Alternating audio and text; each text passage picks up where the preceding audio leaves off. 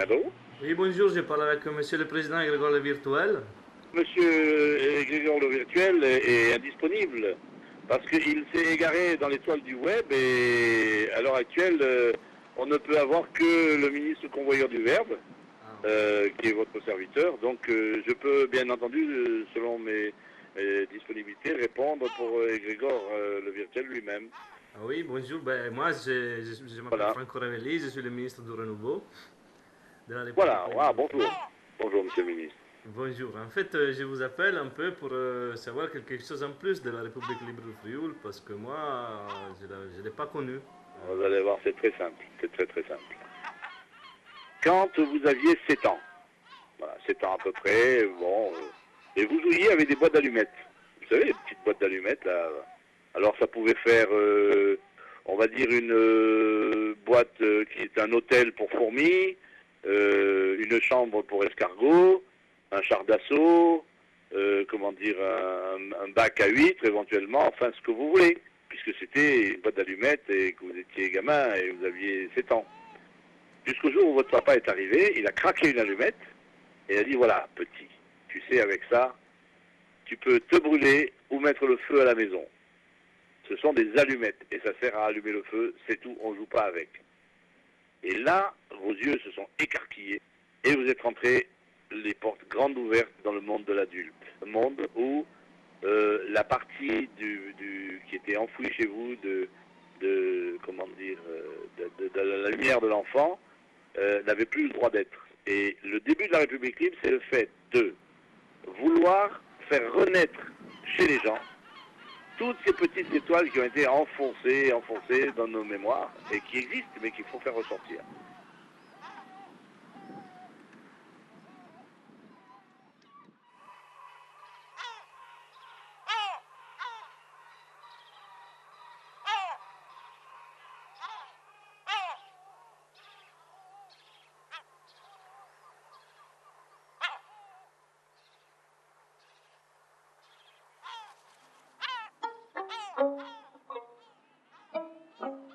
Au début, le Frioul était une île qui était très, très, comment dire, boudée un peu par la ville de Marseille, parce qu'il y avait certainement des souvenirs de tous les dangers qui guettaient Marseille sont partis du Frioul.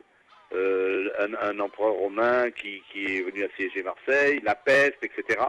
Donc, dans l'inconscient collectif des Marseillais, c'est resté toujours une île un peu, celle à côté du château d'If, etc. Donc, une île, ouais, certes belle, mais on ne veut pas trop y mettre les pieds. Au départ, c'est parti, comme il avait dit, on va se mettre indépendantiste. Je vais être l'indépendant du Frioul. On est parti sur des trucs comme ça. Je vais faire des choses tout seul dans mon coin. On va créer une espèce de mouvement entre nous. Euh, et puis, ben voilà, le rosé, le soleil, la fête, les amis. D'un seul coup, il est parti et puis il a dit, ben, écoutez, on va se mettre en république. Voilà, on va se créer une république indépendante. Voilà, et puis c'est comme ça qu'est né d'un seul coup, le 1er juillet 97, la République libre du Frioul. On était un petit groupe de peut-être 5 6 personnes au début, qui s'est un petit peu élargi, je dirais, pendant 1 an ou 2 ans. On a travaillé, je pense qu'on était une petite dizaine de personnes. On se réunissait, je crois, chaque semaine, si ma mémoire est bonne, ou peut-être toutes les 2 semaines, enfin bon. Et au développement de cette idée et de cette œuvre. Et donc l'idée principale pour faire participer les gens était de dire ça va être une république aux 1000 ministres. Et en fait, donc, au départ, c'est une œuvre d'art. C'est-à-dire qu'il l'a déclaré, lui, en tant qu'œuvre d'art.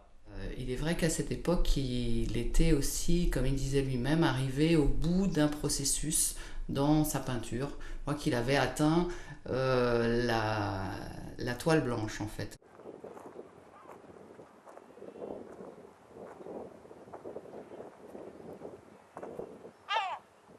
Moi, je pense que vous pouvez toujours demander à quelqu'un de vous donner une paire de béquilles. Et avec une paire de béquilles, vous allez pouvoir marcher, mais vous n'allez jamais pouvoir courir.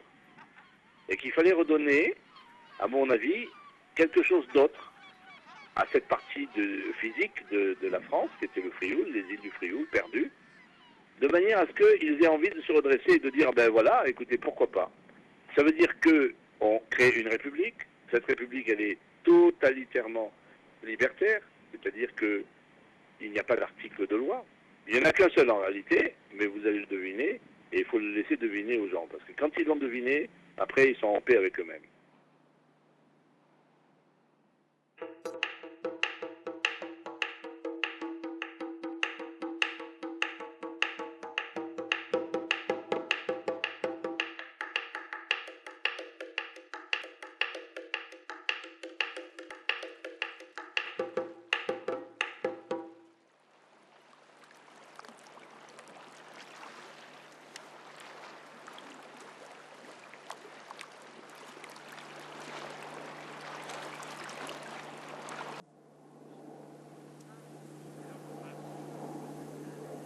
Alors le fort de Brigantin, qui était une anecdote par rapport à la République, ça a été le premier cocon de la République libre.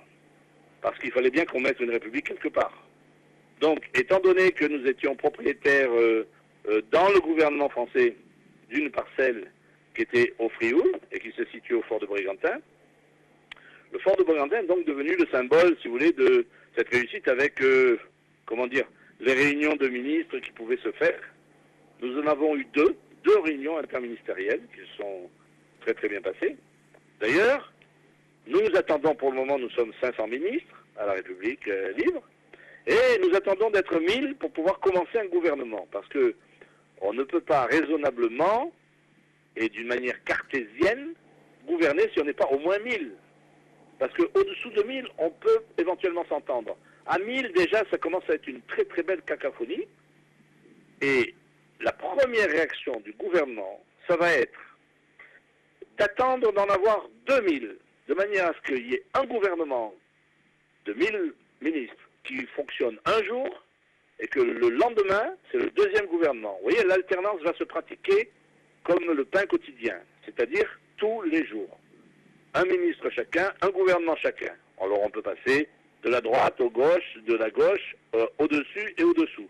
Nous avons les 4 points cardinaux de la politique. C'est pour ça que vous me voyez venir de loin quand je vous dis qu'il y aura 2 gouvernements.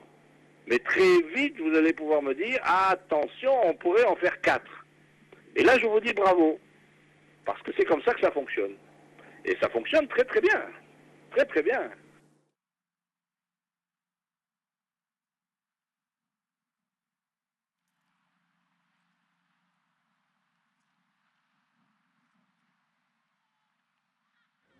Un jour, on reçoit une lettre de candidature pour être ministre du Frioul par un type qui était en prison, à la prison des Baumettes, disant « J'ai vu à la télévision l'autre jour sur France 3 un reportage sur la République libre du Frioul et vous ne pouvez pas imaginer comme ce mot de libre a résonné dans ma tête et dans mon cœur et donc je souhaiterais être des vôtres. Et je vais vous faire une confidence, je suis l'abbé Faria. » Alors, je ne sais pas si vous connaissez l'histoire du comte de Monte Cristo. Bon, l'abbé Faria, c'est celui qui a... Je suis l'abbé Faria. J'ai survécu jusqu'à maintenant parce que j'ai trouvé une source de jouvence sur une des îles du Frioul et dont je vous donnerai le secret. Si vous baptisez une baie de l'île, la baie Faria.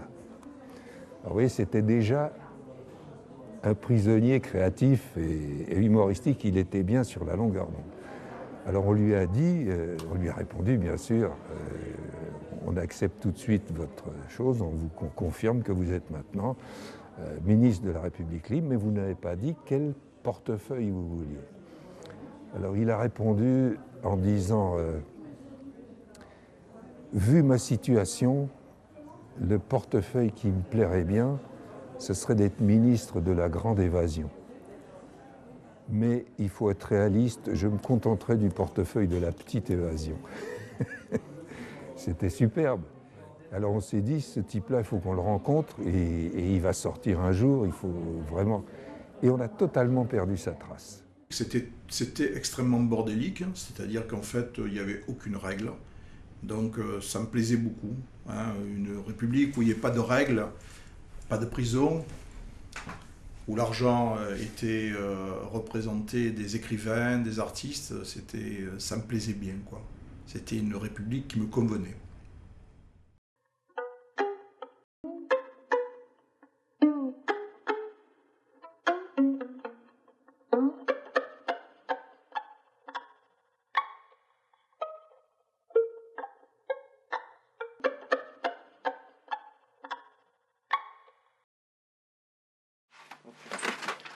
donc la cache aux merveilles de la République libre du Frioul.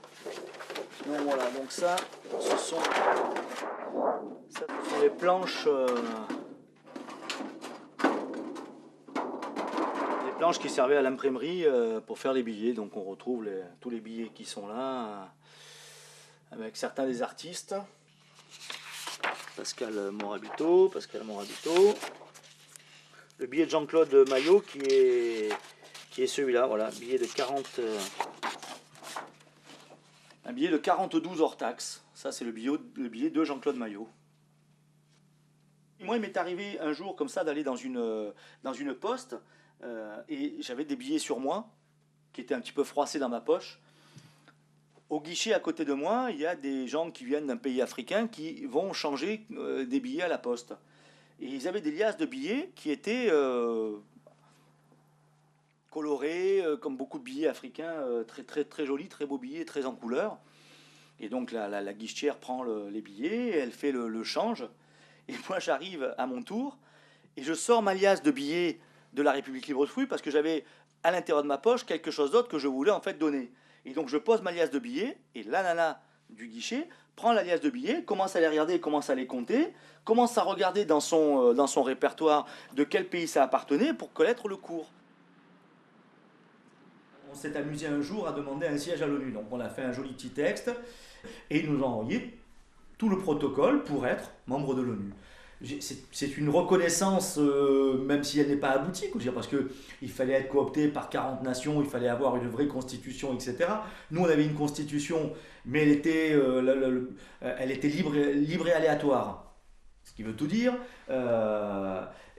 Et donc voilà, il était bien évident qu'on ne pouvait pas être officiellement membre de l'ONU, mais à partir du moment où l'ONU nous répond, ça donne une crédibilité à la chose. L'utopie de la République libre du Frioul, c'est de permettre à chaque individu d'allumer sa petite lumière et l'ensemble de ces lumières fera le soleil du Frioul. Voilà, en gros, cette belle image.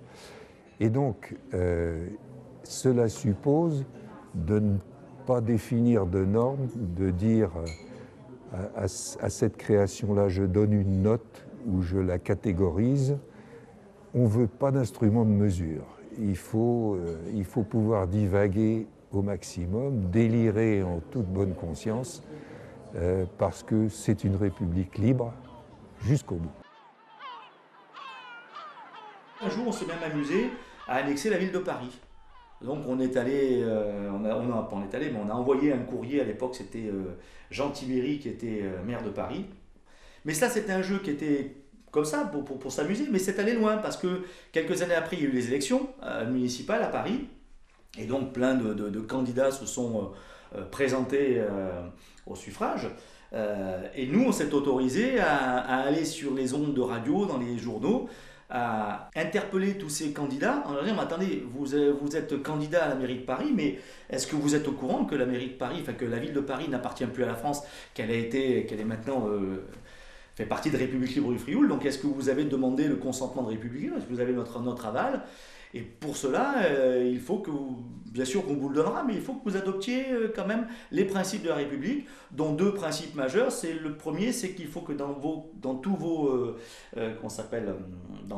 programmes, il y ait le mot de respect. C'était une des premières choses. Le mot respect était une des valeurs premières de la République.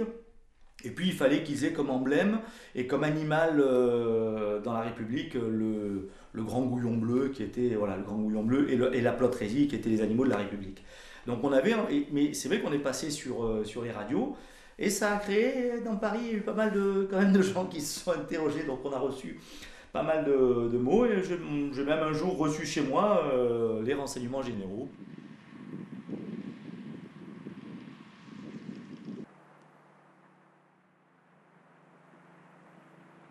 C'était pour rire, je ne le referai pas. Parce que, évidemment, surtout à Marseille, ça devient vite dangereux, ce genre de petites plaisanteries. Le fait qu'on crée des billets, que sur les billets, il y ait des personnalités connues qui acceptent de figurer, comme il y a quand même Morabito, Roland McDan, des gens comme ça. Donc bon, de suite, ça fait remuer un peu les gens et dire, bon, attendez, c'est quoi ces petits yeux berlus? au sud de Marseille. Là, déjà, Marseille, Alors, ce n'était pas un passeport, c'était un passeport, la porte vers le rêve. Et donc, dans le fond, tu as les recommandations importantes qui sont exactement les mêmes recommandations que dans le passeport français, sauf qu'elles sont détournées. Le titulaire détient la garde du passeport. Le dit document est remis à plus d'un titre au porteur et lui permet de voyager librement dans ses pensées là où il se trouve. Il doit être signé et peut être prêté avec discrétion et sous seing privé. Et ce qui est très rigolo, c'est qu'on a des copains qui sont allés dans certains pays du bloc de l'Est à l'époque et qui ont présenté ce passeport. Il y en a qui sont restés plusieurs heures en douane, voilà. L'effet demandé, c'est quoi? Comme pour nous, l'effet demandé, c'était quoi? C'était de faire réfléchir au fonctionnement. Fonctionnement de l'État, fonctionnement... Pourquoi ne pas donner plus de liberté aux gens? Pourquoi ne pas partager plus le pouvoir? Pourquoi? Voilà, c'est des choses, voilà, des questions qu'on a posées, mais apparemment, les politiques sont un petit peu sourds.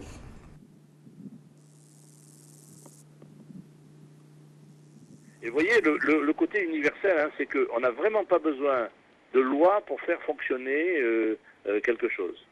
La vie, elle trouve ses lois toute seule. Et il y en a déjà trop pour qu'on puisse ne pas, essayer d'en élaguer.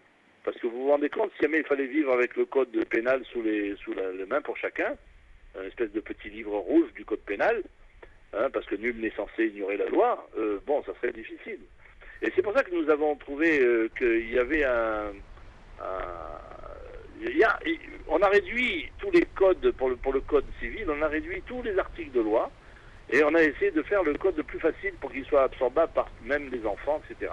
Et on est arrivé à un mot. Mais ce mot, c'est le respect. Donc, vous allez arriver à un état de conscience tel que la République aura son propre fonctionnement par l'intermédiaire de chacun. C'est un petit peu comme si, à l'époque du Big Bang, quand la lumière a éclaté, elle s'est disséminée comme des milliards de petites étoiles qui sont allées se cacher dans la conscience de chacun des humains. Et elles sont bien cachées, parce qu'on est allé chercher le trésor partout ailleurs, sauf là-dedans, sauf en nous. Or, il faut pouvoir aujourd'hui libérer cette puissance phénoménale de manière à ce que on recrée le monde entier. Parce que quand tu n'es pas content d'un monde, il faut en créer un.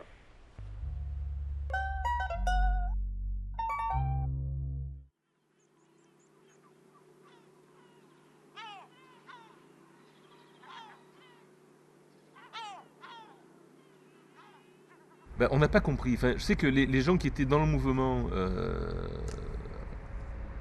ont été assez virulents à une époque. Mais je crois qu'il y a eu en fait simplement des dissensions. C'est-à-dire qu'il y a des gens qui se sont pris trop au sérieux, quoi.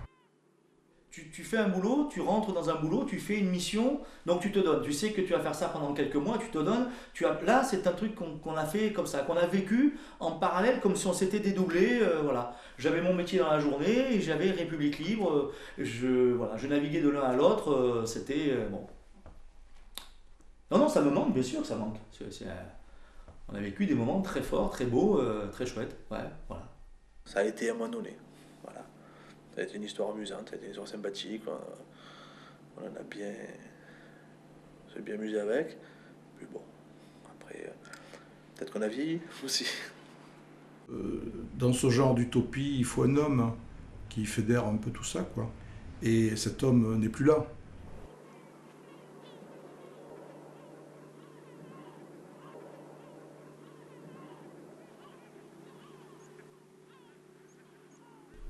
Pour moi, ça reste au moins dans cette idée de toujours fédérer des énergies pour faire quelque chose, pour créer quelque chose. Et ça, c'est valable dans tous les domaines de la vie, dans tous les cercles sociaux, proches, professionnels, etc. C'est un état d'esprit. Finalement, cette idée-là, elle est toujours porteuse d'un message sympathique et très actuel, et que par conséquent, ce n'est peut-être qu'une phase d'attente et que de nouveau, la fleur du Frioul va s'épanouir.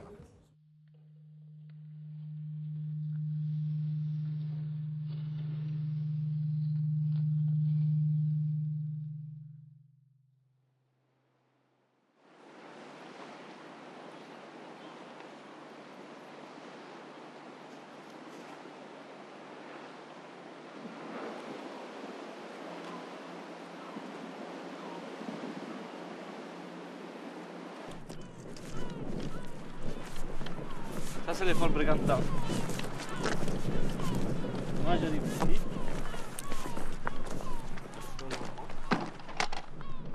Et là je m'installe. Vous voyez, il y a tous ceux qui font un ministre.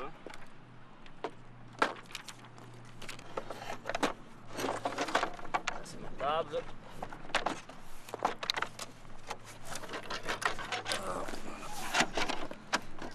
Là c'est ma chaise.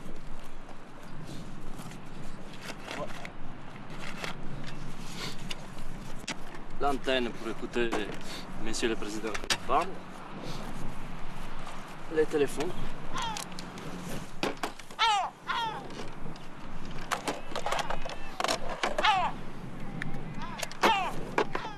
Ah, je l'ai cassé. Et moi, je fais mon boulot de ministre du renouveau.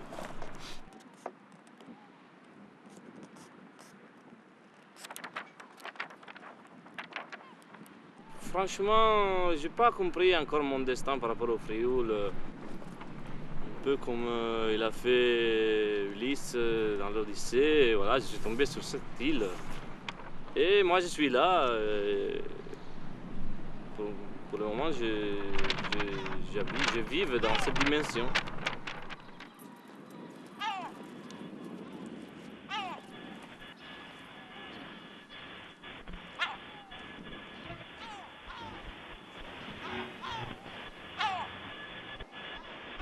Moi, j'attends maintenant la venue de Grégoire le Virtuel, de manière à ce qu'on puisse recontacter les ministres et réactionner, comment dire, tout le méandre de la République libre du Frioul.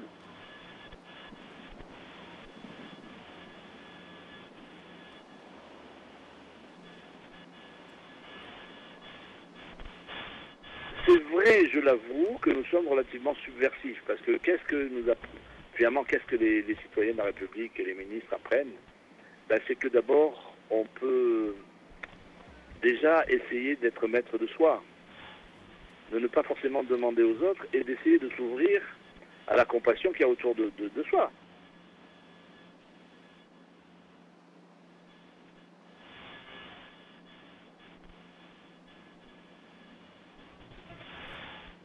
Et voyez que toutes les conversations rigolotes et marrantes de la République tournent toujours vers un certain point à quelque chose qui sont des questions sérieuses, plus graves.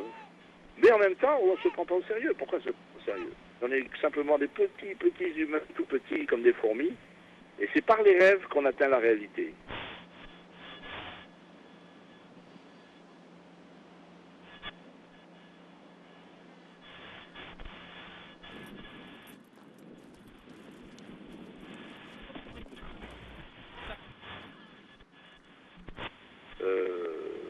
J'en discutais l'autre fois avec Tintin et on se croisait avec Corto Maltese et ils sont totalement de notre avis. Hein. S'ils pouvaient intervenir, ils vous le diraient. Hein. Et Hugo Pratt lui-même vous dirait, ouais, ben, bien entendu, la République libre, elle était sous-tendue déjà dans pas mal de choses, hein, dans pas mal de coins et il y a beaucoup de gens qui ne demandent qu'à aspirer vers ça. Je veux dire, à l'échelle du cosmos, seul le grand délire peut encore être pris au sérieux. Il faut avoir les pieds sur terre et savoir que si jamais on ne délire pas, c'est qu'on est déjà mort.